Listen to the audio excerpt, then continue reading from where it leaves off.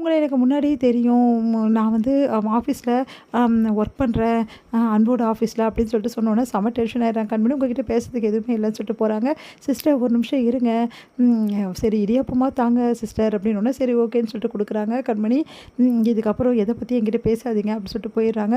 அண்ணி ரொம்ப கோவமா இருக்காங்கன்னு இந்த விஷயத்திலேயே தெரியுது அப்படின்னு சொல்லிட்டு, நான் நேரா போயிட்டு இந்தாங்க டிஃபன் சாப்பிடுங்க அப்படின்னு சொல்லிட்டு அன்புகிட்ட குடுக்குறாரு. அன்பு வந்து எனக்கு வேண்டாம். என்னால அதெல்லாம் சாப்பிட முடியாதுன்னு சொல்றாரு.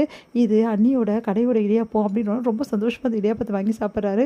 இவ்வளோ பெரிய அண்ணி மேல வச்சிருக்கீங்க. அண்ணி ஏன் இப்படி பண்றாங்கன்னு ஒண்ணுமே புரியலன்னோன, கண்மணி மேல எந்த தப்புமே இல்ல. எல்லாத்துக்கும் காரணம் நான் தான் அப்படின்னு சொல்லிட்டு அழறாரு அன்பு. அன்பால தாங்கிக்கவே முடியல. நடந்த விஷயத்துலருந்து வெளியும் வர முடியல. ரொம்ப கஷ்டப்படுறாரு. கண்மணி போய் பார்த்துட்டு வரணும் அப்படின்னு சொல்லிட்டு நினைக்கிறாரு. அவரோட மனசு ஃபுல்லாவே கண்மணிய தேடுது. ஃபுல்லாவே வந்து நெறைய வந்து குடிச்சிடுறாரு. நேரா போயிட்டு கண்மணி வீட்டு பக்கத்துல நின்னு பாட்டு பாடி டான்ஸ் எல்லாம் ஆடுறாரு. எல்லாரையும் கூப்பிட்டு வச்சு பாருங்க என் பொண்டாட்டி தான் எனக்கு எல்லாமே, என் உலகமே அவ தான் அப்படின்ற மாரிலாம் பேசிட்டு இருக்காரு. இத பார்த்தா கண்மணி செம்ம டென்ஷன் ஆகி வந்து நல்லா திட்டி விடுறாங்க.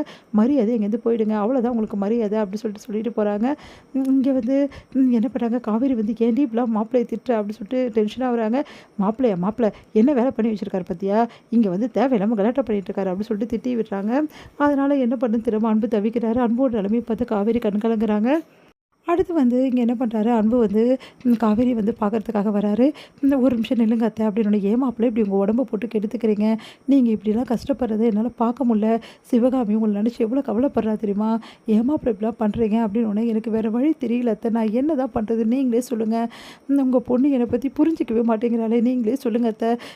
நான் வந்து கண்மணி மேல எவ்வளோ பிரிய வச்சிருக்கேன் தெரியுமா? அவ தான் எனக்கு எல்லாமே. அது ஏன் அவளுக்கு புரிய மாட்டேங்குது?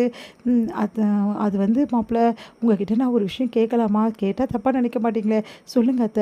நீங்க முன்னாடியே வெண்ணிலாவ விரும்பியிருக்கீங்கல்ல அப்படின்னோனே, அத்த அது ஒரு ஆக்சிடென்ட் அத்த. வெண்ணிலாவை நான் விரும்பவே விரும்பல. உன்ன கேட்டா அப்படின்னோனே, என்ன மாப்பிள சொல்றீங்க? ஆமா அத்த. நடந்த விஷயத்த எல்லாத்தையும் நான் உங்ககிட்ட சொல்றேன். உங்க பொண்ணு தான் புரிஞ்சுக்கல. நீங்களாவது புரிஞ்சுக்கங்க அப்படின்னு சொல்லிட்டு, ஒண்ணு ஒண்ணா நடந்த விஷயத்த எல்லாத்தையுமே வந்து சொல்லிட்டே இருக்காரு. இதான் அத்த நடந்தது. உண்மையிலே நான் வெண்ணிலாவ விரும்பினதெல்லாம் ஒரு ஆக்சிடென்ட் தான். அதுவும் கண்மணி தான் என்ன காப்பாத்துனான்னு எனக்கு தெரியாது. வெண்ணிலா தான் என்ன காப்பாத்துனான்னு நினச்சிருந்தா, அவகிட்ட நான் போய் விரும்புறேன்னு சொன்னேன். அதுதான் இப்ப பெரிய பிரச்சனை ஆயிடுச்சு. அதுக்கப்புறம் எப்ப கண்மணி கழுத்துல நான் தாலி கட்டினனோ, அப்பயிலேருந்தே நான் வெண்ணிலாவ வந்து வெறுக்க ஆரம்பிச்சுட்டேன். வெண்ணிலா என் லவ்வ ரிஜெக்ட் பண்ணிட்டா. அதுக்கப்புறம் என் வாழ்க்கை ஃபுல்லாவே கண்மணி கூட தான் இருக்கணும்னு நான் நெனச்சேன். கண்மணிய நான் கொஞ்சம் கொஞ்சமா நேசிக்க ஆரம்பிச்சேன். கொஞ்சம் கொஞ்சமா புரிஞ்சுக்க ஆரம்பிச்சேன். அப்பதான் தெரியுது, நான் உண்மையிலேயே சொல்லப்போனா கண்மணிய தான் விரும்பியிருக்கேன். இப்பவும் சொல்றேன், என் மனசு ஃபுல்லா கண்மணி தான் இருக்கா. அவ என்ன நெனச்சிட்டு இருக்கான்னா, நான் அம்மாக்காக தான் இதெல்லாம் பண்றேன். மத்தபடி அவ மேல அன்பு இல்லன்னு அவ நெனச்சிட்டு இருக்கா. அது பொய் அத்த. நான் என் மனசு ஃபுல்லா கண்மணி தான் இருக்கா அத்த. ப்ளீஸ் அத்த தயவு செய்து அவளுக்கு புரிய வைங்க அத்த. உங்க கெஞ்சி கேட்குறேன் அத்த அப்படின்னு சொல்லிட்டு கையெடுத்து கும்பிட்றாரு. மாப்பிள்ளை ஏன் மாப்பிள்ளை இப்படிலாம் பேசுறீங்க? எனக்கு தெரியாது அவங்க மனசு என்னன்னு சொல்லிட்டு. சிவகாமி எல்லாமே என்கிட்ட சொல்லியிருக்கா. நீங்க எவ்வளோ பிரிய வச்சிருக்கீங்க கண்மணி மேலன்னு சொல்லிட்டு. கண்மணி இது புரிஞ்சுக்கலன்னு கவலைப்படாதீங்க. கூடிய சீக்கிரம் கண்மணியும் புரிஞ்சுப்பா. உங்களை ஏத்துப்பா. நீங்களும் கண்மணியும் நல்லா வாழ்வீங்க. எனக்கு அது நம்பிக்கை இருக்கு மாப்பிள்ளை அப்படின்றாங்க. நீங்களாவது புரிஞ்சுக்கிட்டீங்களே அது போதும் அத்த. இங்க பாருங்க மாப்பிள இப்படி கஷ்டப்பட்டு குடிச்சு உடம்ப போட்டு கெடுத்துக்காதீங்க. சொன்னா கேளுங்க. உங்க வீட்டுக்கு நீங்க போய் இருங்க மாப்பிள.